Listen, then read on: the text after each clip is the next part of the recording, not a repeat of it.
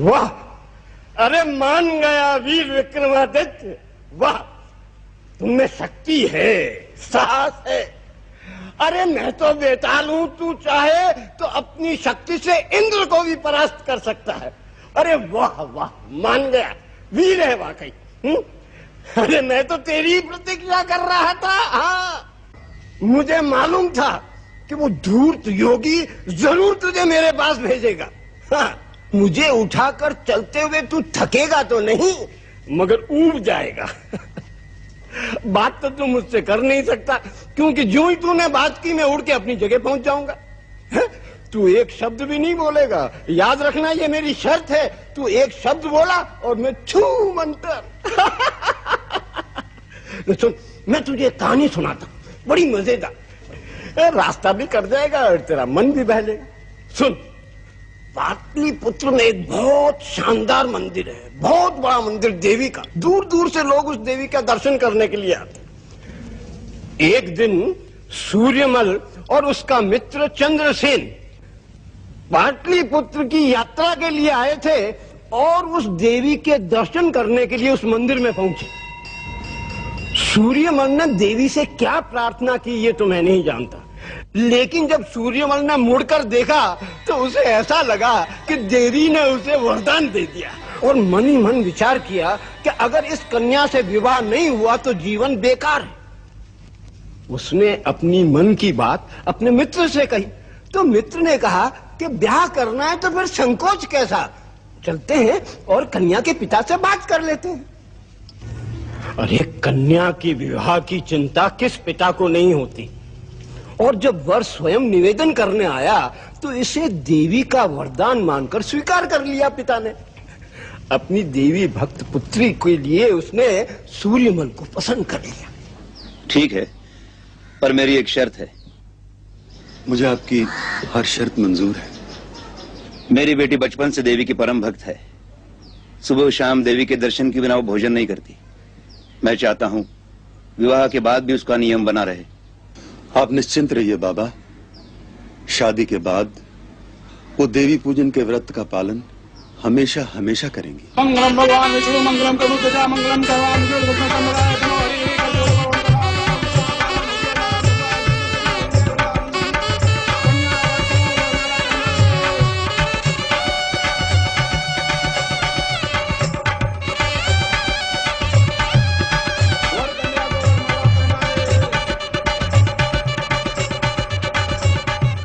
आज ही विवाह संपन्न हो, आज ही तुम दोनों जा रहे हो।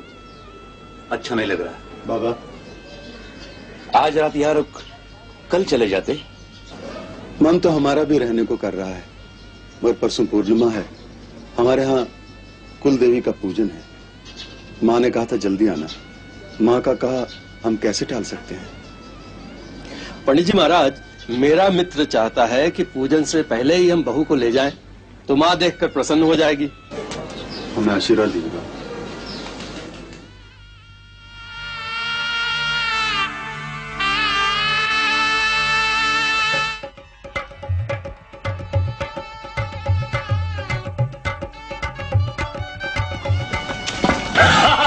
वाह भाई वाह, भाई मजा आ गया। सूर्यमल, व्यापार में भी बहुत कमाया, घर में हमारी भाभी भी आ गई।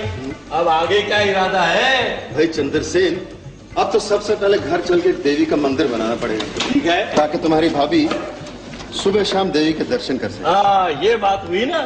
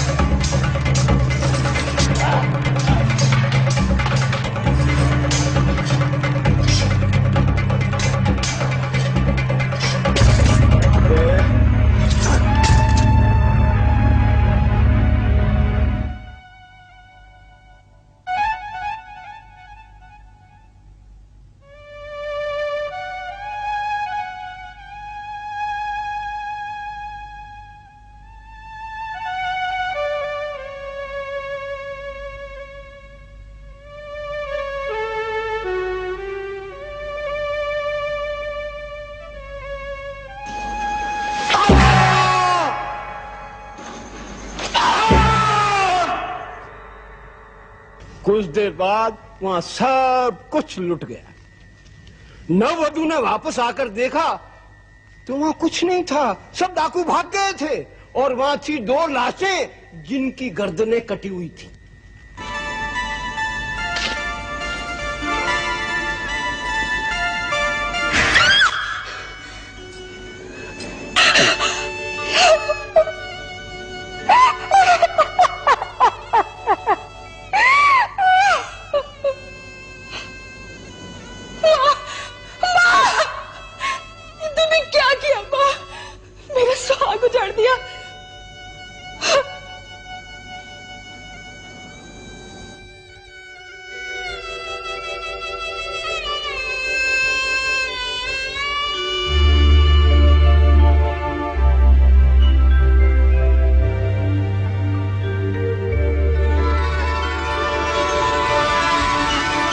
ये क्या कर रही हो बेटी?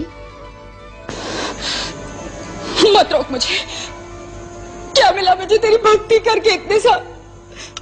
तूने मेरे सब कुछ उजाड़ दिया। अब मेरे जीने से क्या फायदा? घबरा मत, ये अभी जीवित हो जाएंगे। क्या क्या? मैं इन्हें जीवित कर दूंगी। कैसे माँ? कैसे? अमृत छिड़ककर देवी ने दोनों को जीवित कर दिया। मगर विक्रम, उससे एक बहुत बड़ी भूल हो गई। अरे भूल हुई उस दुल्हन से। देवी ने कहा कि तू अपने पति का और उसके मित्र का सर उनके शरीर के साथ जोड़ दे। और ये दुल्हन खुशी और घबराहट के अंदर सब कुछ भूल गई और उसने अपने पति का सर मित्र के शरीर के साथ जोड़ दिया और मित्र का सर पति के शरीर के साथ जोड़ दिया। तो इसका शरीर और उसका सर और उसका सर और इसका शरीर।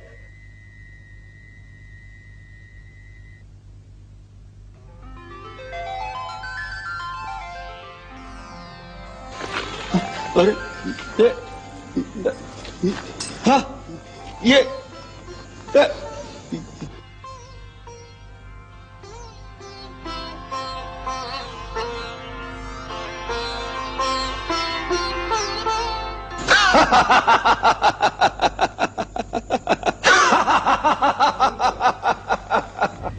विक्रम तो बहुत ही होशियार है, समझदार है। सुना है कि जब न्याय करने बैठता है तो दूध का दूध और पानी का पानी कर देता है। देख, सोच और जवाब दे। सुंदरी के सामने 2 नवयुवक हैं। इन दोनों में से स्त्री का पति कौन सा है? एक ये वही शरीर जिसे इसने विवाह किया था, पर अब इस पर पति के मित्र का सर लगा है। दूसरा ये पति के मित्र का शरीर जिस पर पति का सिर है, पति का चेहरा है। न्याय कर विक्रम, न्याय कर। तू बड़ा न्यायी और बुद्धि वाला है। बोल, नहीं तो तेरे सर के टुकड़े टुकड़े कर दूंगा। सुन बेताल, मनुष्य के शरीर की रचना बहुत ही अद्भुत और अनूठी है। सारे अंग अपना अपना काम करते हैं। एक अंग जो काम करता है वो दूसरा अंग नहीं करता। इन सब अंगों का स्वामी, इनका मालिक, जो इन सब अंगों को चलाता है वो है सिर अर्थात मस्तिष्क। उसी की आज्ञा से ये सब अंग चलते हैं। मस्तिष्क प्रमुख है, शरीर तो मस्तिष्क का सेवक है। इसलिए जिस शरीर पर उस स्त्री के पति का सर लगा है, वही शरीर, वही व्यक्ति उस स्त्री का पति है।